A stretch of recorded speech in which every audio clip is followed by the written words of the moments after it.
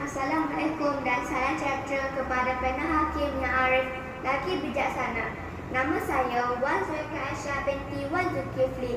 Saya berumur 11 tahun dan belajar dalam tahun 5. Saya bersekolah di SKC Batu 12. Judul buku yang ingin saya memperkenalkan pada hari ini ialah Kongsi Ketakutan. Buku ini mengajar kita untuk menulis cerita seram kita sendiri. Buku ini dikarang oleh Nancy Lowen. Nancy Lowen telah mengarang lebih daripada 100 buah buku untuk kanak-kanak dan orang dewasa. Ini adalah contoh-contoh buku yang dikarang oleh Nancy Lowen. Untuk mengetahui lebih lanjut tentang buku-buku yang ditulis oleh Nancy Lowen, anda semua bolehlah melayari website tersebut. Buku ini diterbitkan oleh Institut Terjemahan Buku Malaysia (ITBF).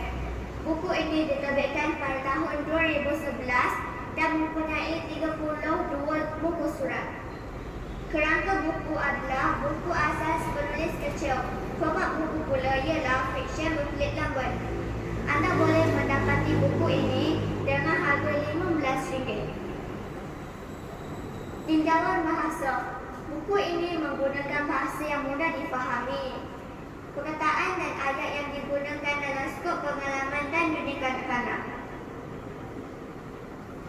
Sinopsis buku.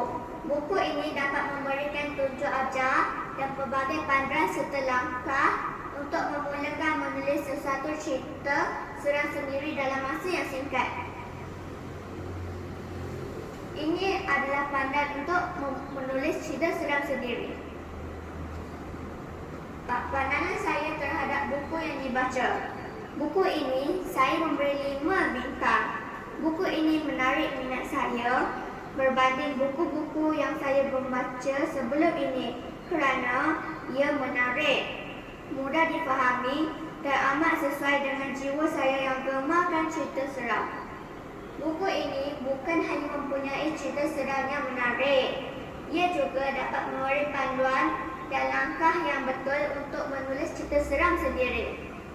Rakan-rakan yang sukakan cerita seram, saya amat rekomen buku ini sebagai panduan untuk menulis cerita seram sendiri.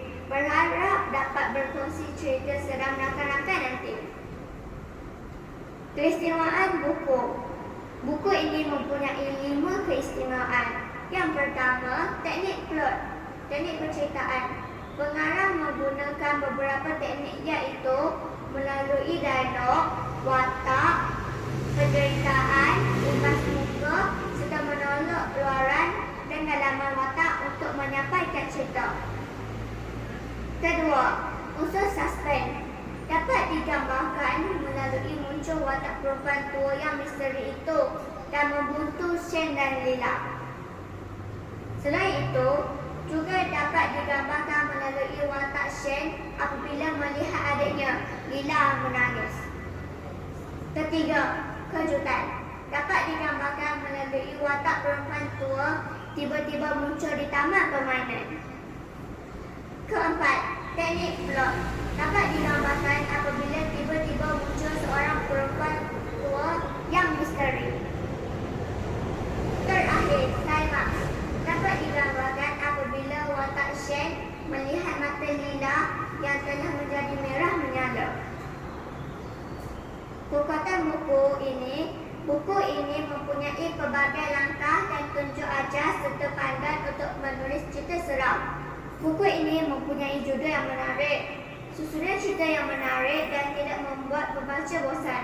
Watak digambarkan dengan jelas dan bahasa yang digunakan mudah difahami. Manakala kelemahan buku ini pula, kulit buku terlihat kurang menarik, gambar lukisan kurang menarik. Penilaian terhadap gaya penulisan buku. Buku ini mempunyai pelbagai tips untuk menulis cerita seram sendiri. Selain itu, letak cerita seram lebih efektif di tempat yang nampak selamat seperti taman permainan. Benda dan watak misteri juga berjaya menyawa kepada cerita ini.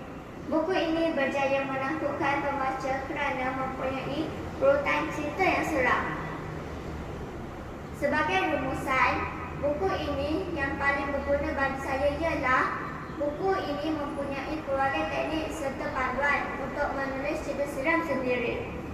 Nestle Owen merupakan pengarang yang kreatif dalam menulis cerita. Beliau memberi tunjuk ajar dan panduan membantu pembaca menulis cerita sendiri. Buku ini dapat mengembangkan potensi murid dalam menulis cerita yang kreatif serta menjadi seorang pengarang yang bertanggungjawab.